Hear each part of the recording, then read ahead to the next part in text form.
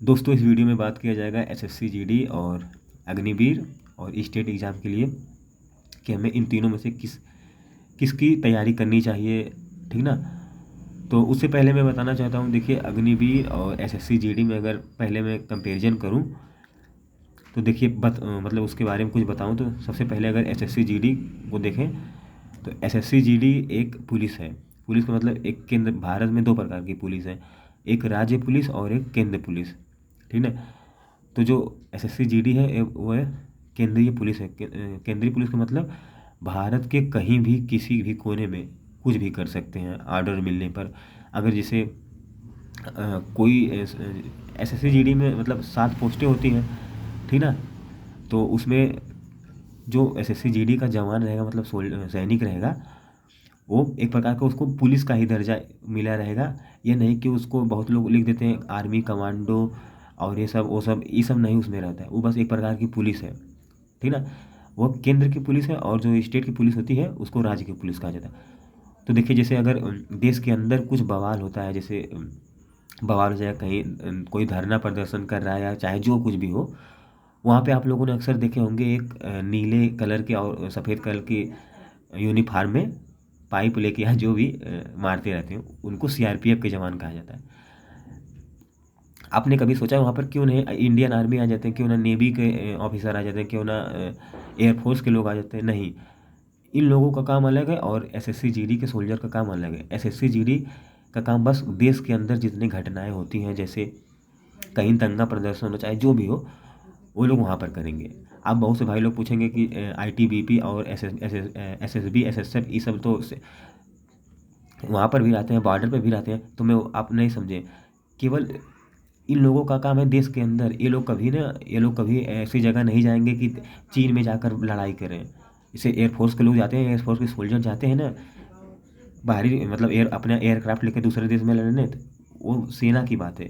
तो ये लोग बस एसएससी जीडी के जितने पोस्ट है, ये सब देश के अंदर हमारे जो भी गलत काम होगा चाहे कोई कुछ होगा वहाँ पे रूल लगेगा, ठीक ना। अब ये चीज़ आप समझ गए होंगे थोड़ा बहुत क्या, अभी पूरा समझ में आ जाएगा।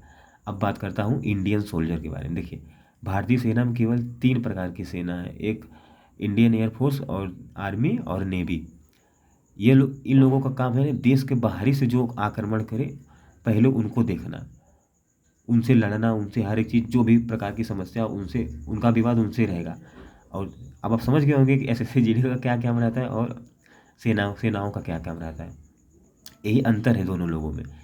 तो रिस्पेक्ट की बात करें तो रिस्पेक्ट सबसे ज़्यादा इंडियन सोल्जर को ही दिया जाएगा, जितना कंपेयर, मतलब उस तरह मैं बता दूं भारतीय सेना को ही दिया जाता है। उनके पावरफुल में भी वही लोग रहते हैं, ठीक ना। जैसे आर्मी और एसएससी जीडी में अगर कोई तुलना करेगा तो आर्मी वाले ही बहुत ज़्यादा बड़े रहेंगे और एयरफोर्स वाले, नेवी वाले, इन लोगों का पद बहुत इन लोगों से बड़ा है।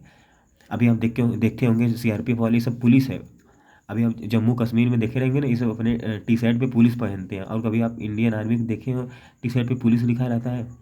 तो यही अंतर रहता है इन लोगों में। देश के अभी कोई चुनाव होता है, आज कहीं कोई धरना होता है चाहे प्रदर्शन कोई करता है, तो पुलिस, राज्य पुलिस से नहीं संभल पाता है तो ये लोग केंद्र की पुलिस को बुलाते हैं, ठीक ना। अब ये बात की बात है, अगर केंद्र पुलिस की ना संभले तो तब जाकर सेना आ जाती है, सेना की तोप आ जाएंगी, सेना के बड़े बड़े हथियार आ जाएंगे, वो अलग बात है, ठीक ना।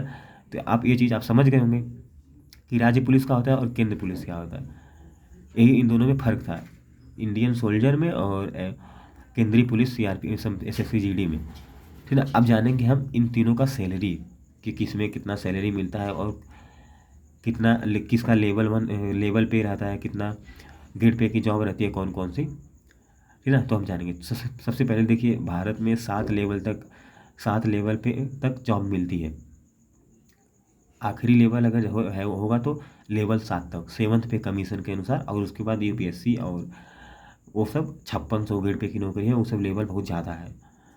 यूपीएससी, सीडीएस, एनडीए, ये सब का लेवल बहुत ज़्यादा है। तो चलिए सबसे अगर निचला लेवल है तो लेवल 1 की जॉब है। आप लोग जैसे गेम खेलते हैं ना, तो गेम में जितना लेवल बढ़ता रहता है उतना नौकरी बढ़ेगी। तो उसी प्रकार से देखते हैं लेवल 1 की जॉब को 1800 ग्रेड पे की जॉब कहते हैं। अगर हम चाहे कह दें 1800 ग्रेड पे जॉब और चाहे कह दें लेवल 1 की जॉब, बात बराबर होगी। अगर कोई कहेगा कि ये 1800 ग्रेड पे की जॉब है तो आप समझ जाइएगा कि ये लेवल 1 की जॉब है, ठीक है। तो हम जानेंगे कि लेवल 1 की जॉब होती है, तो लेकिन उसका सैलरी कितना होता है? तो सैलरी बहुत प्रकार से दी जाती है। एक कैंडिडेट को, एक सरकारी एम्प्लॉय को सैलरी देने का 4-5 तरीका रहता है, ठीक ना। मैं यहाँ पूरे गवर्नमेंट एग्जाम को लेकर बताऊंगा कि किसमें कितना लेवल के रहता है, ठीक ना। तो देखिए ये ऐसा नहीं कि ये इसमें पुलिस से और एसएससी जीडी से अलग है, ये उन्हीं सबका सैलरी है कि कौन कौन सा सैलरी किस में मिलता है। तो लेवल 1 की जॉब में देखिए 4 प्रकार से सैलरी मिलती है। पहला एक बेसिक में मिलता है, बेसिक पे को साधारण भत्ता कहते हैं, और डीए को डियरनेस अलाउंस कहते हैं, और एचआरए को हाउस रेंट अलाउंस, टीए को ट्रांसपोर्ट अलाउंस, ठीक ना। तो 1800 रुपये की जॉब है, तो इसका बेसिक पे मिलेगा 18,000, ठीक ना दोस्तों। और अगर हम इस बेसिक पे इतना मिल गया 18,000, और इसका अगर डीए 46% निकालें, इस 18,000 का 46% निकालेंगे तो आएगा 18,280।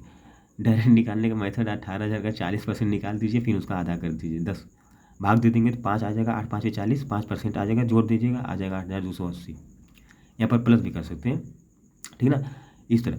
और फिर इसे एचआरए हो गया, 18% मिलेगा। तो इन तीनों चारों को जब जोड़ देंगे तो आएगा 31,000। ये मैं YCT के हिसाब से बताया हूँ।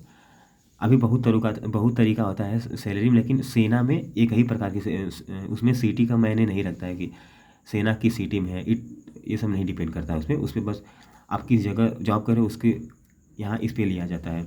मतलब जंगल में हो कि पहाड़ी इलाके में हो, तब उस हिसाब से आपको सैलरी बढ़ती रहती है, ठीक ना। लेकिन मैं लेवल की बात करूँ, लेवल बताया तो लेवल 1 की जॉब का जो सैलरी मिलती है 31,000 के करीब मिलती है। ये मैं YCT के करीब बताया हूँ। अगर आप यही दिल्ली जेड सिटी बताया हूँ, अगर ये आप कहीं रहते हैं जैसे दिल्ली बड़े बड़े शहर में रहते हैं तो यह सैलरी 35,000 तक जाती है। इसमें यह 35,000 ही आएगी, लेकिन इसमें सरकार टैक्स अपना काटती है, नहीं इससे टैक्स नहीं कटेगा। इसमें टैक्स तो 50,000 60,000 ऊपर वाली नौकरी करता है, ठीक ना।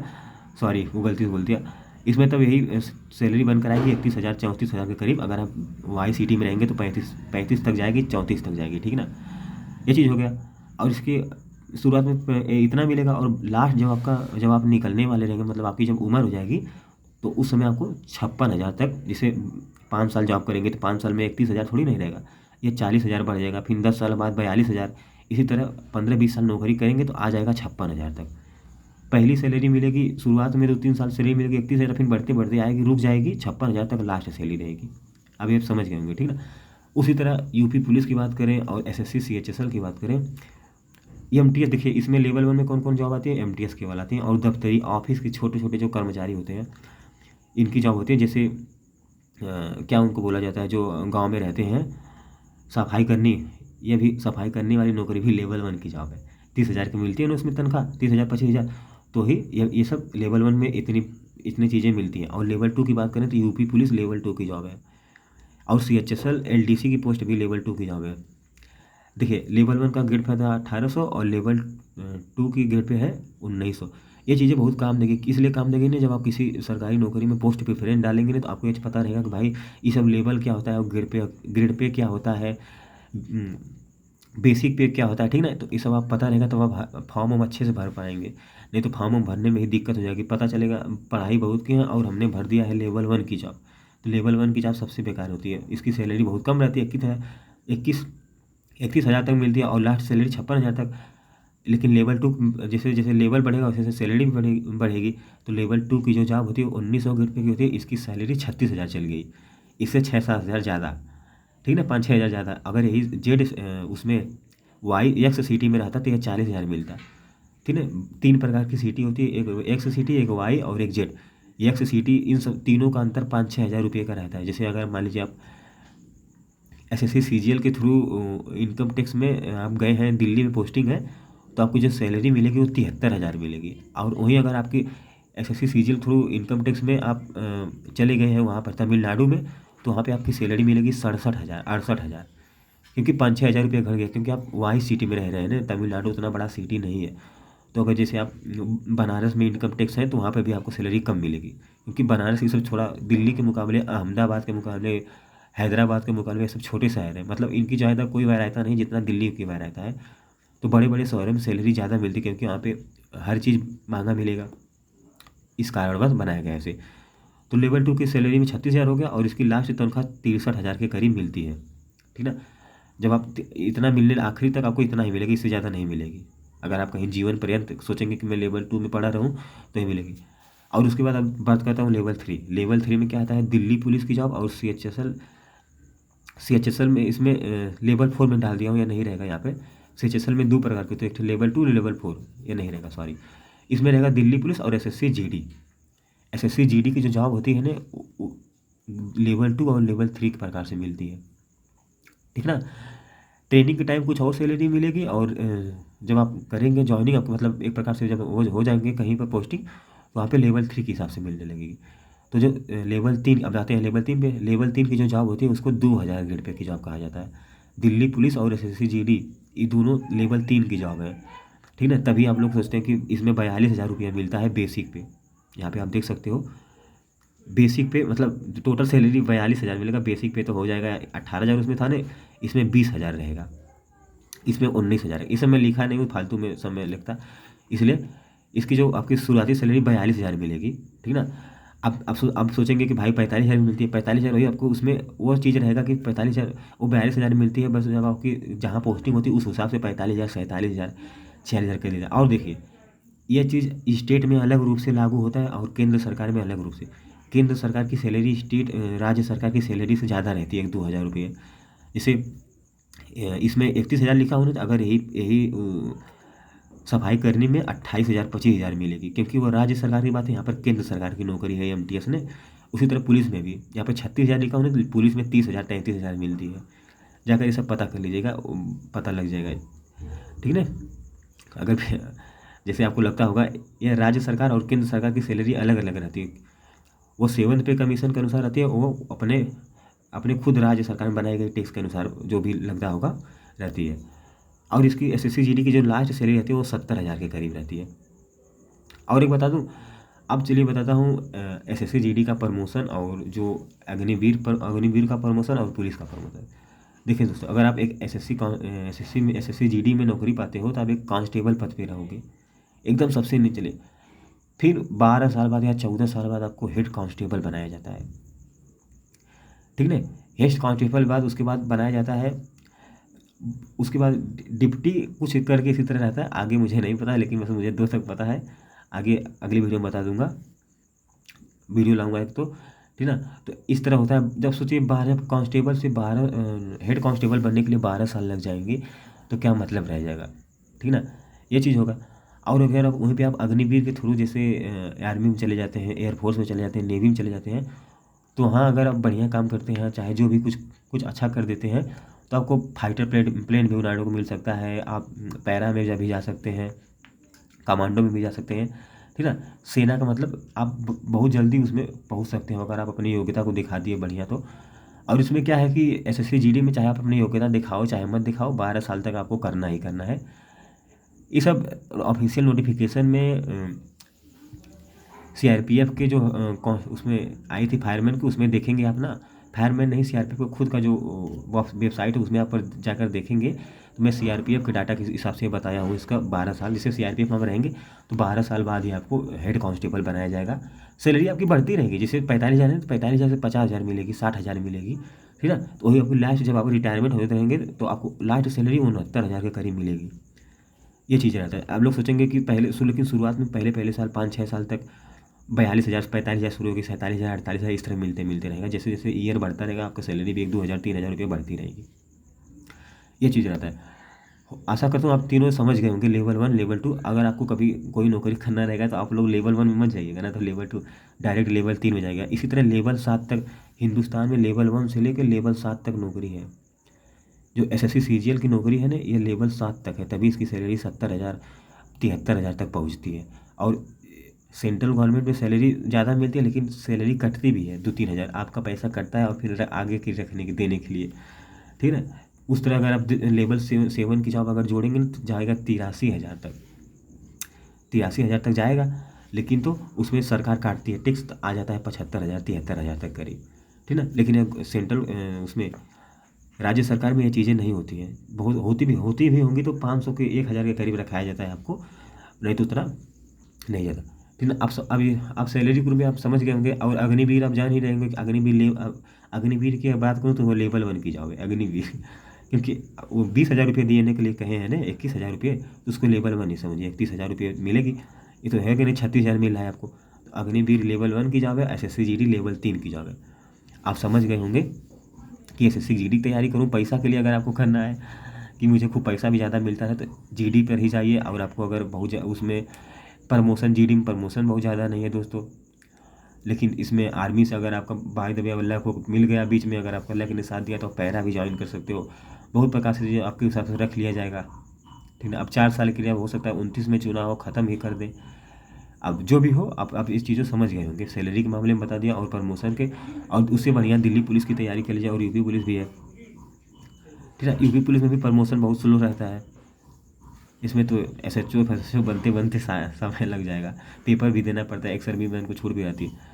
तो दोस्तों यही वीडियो में था, और आप समझ गए होंगे कि कौन सी तैयारी करूं। पैसे के हिसाब से मैं बता दिया, आर्थिक के हिसाब से बता दिया, और प्रमोशन के हिसाब से बताया हूं। और आपको हाँ, एक अगर SSC GD अग्निवीर से थोड़ा हार्ड है, लेकिन और देखिए दोस्तों, एक चीज़ रहता है, अगर आप सोचेंगे कि मैं SSC GD की भी तैयारी करूँ और अग्निवीर की भी तैयारी करूँ, पुलिस की भी तैयारी करूँ, तीनों में से कोई नहीं हो पाएंगे।